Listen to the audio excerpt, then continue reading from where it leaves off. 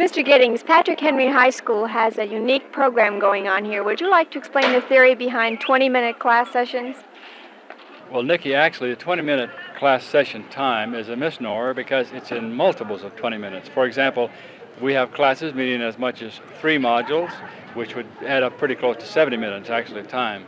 And other modules do meet for 20 minutes, but this will be a session where the youngsters will just receive instructions for some assignment and so forth. But most classes are in multiples of 20 minutes.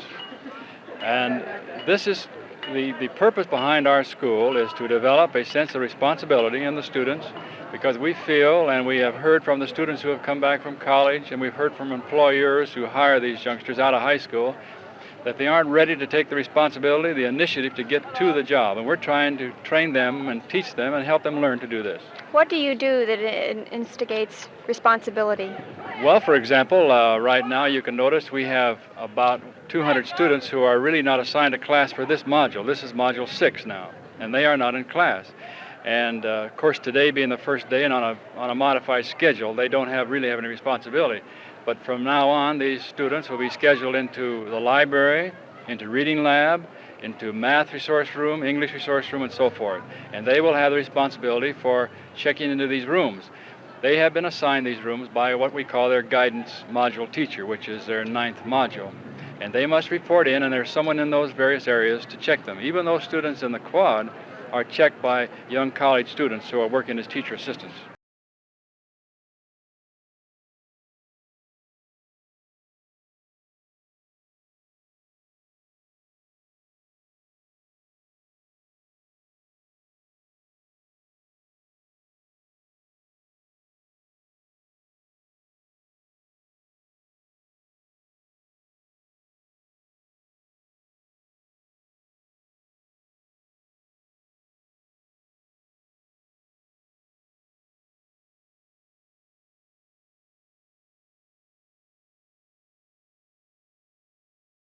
We've had 4 different parents for 4 youngsters come in to find out just exactly what is the problem, because they have heard certain things from their students. Mm-hmm. And so we took the parents to, unannounced by the way, to these various areas, and when they left, each parent said, gee, I don't understand what the problem is, because so many things are being done to individually make these youngsters succeed. There's not enough materials, there's not enough teachers there. It's very nerve-wracking on the students because they can't find out what they're doing. They're just in a complete daze at that school. What type of daze? Well, for instance, you go into a class, you'd read a book, you'd sign up to take the test, or discuss the book. You'd have to wait 3 or 4 weeks just to wait for another student to catch up with you. We aim this program towards the youngster who maybe has some problems in a sense that he's shy, or he in a group situation, he doesn't ask questions, this sort of thing. Whereas in an individual basis, he can go find a teacher and ask any question he wants. Isn't it good to have the responsibility of being on your own, though? Well, yeah, it gives you a responsibility, but I think we'd learn more if somebody stood up in front and taught. There's not enough facilities there and not enough teachers there to handle the students. How many teachers are there at Patrick Henry? Well, all I know is that there's 54 more teacher assistants than there is teachers.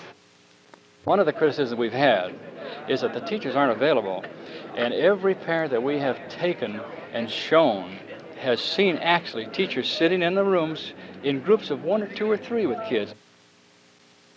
How many other students feel the way you do? What percentage of them? I'd say over half the students do, and I know over half the parents do, because I had talked with them at the PTA meeting they had Monday night. I don't know about percentage. I think the thing they're against is working. And, there's not too much you can do about that. Do you like Patrick Henry? Very much. What do you like about it? Just the system, I think it's good for most of the kids here. In just a personal check through of 696 cumulative records, 60% of the youngsters who had been low achievers, in other words, they had received less than 3 A's and B's in the 10th grade, had improved their grades in the 12th grade. In other words, we feel that the evidence is there to show that, yes, we are getting to this youngster.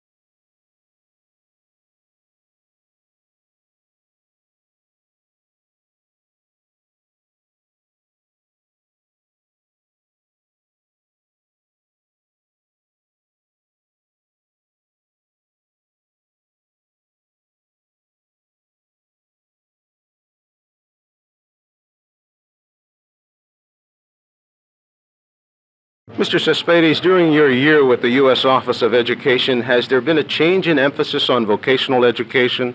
Yes, there has been a change. And from what I've seen here, of course, the school that I just saw this morning, they are definitely on that path.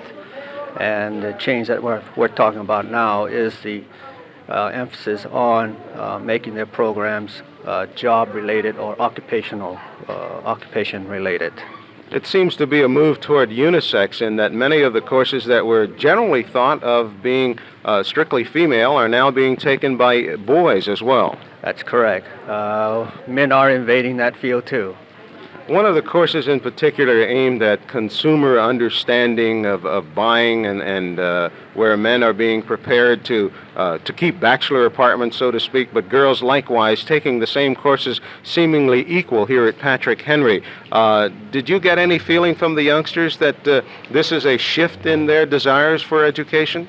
Yes, I believe it is, because now in talking with the kids there, it indicated to me that now here are courses that are more meaningful to them. It's related to their everyday life.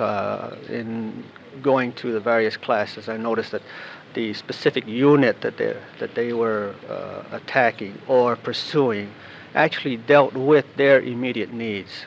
Much of the instruction centers on consumer problems. They take a look at various types of advertising and various products to see whether or not they are actually giving the public what they advertise they are giving them. Yes, that's correct. Is this a move across the country to move toward this kind of consumer-oriented education and skill-related education? Yes, I believe it is. One of our priorities now, of course, is this the thing that we talk about, or many educators will call it as career education.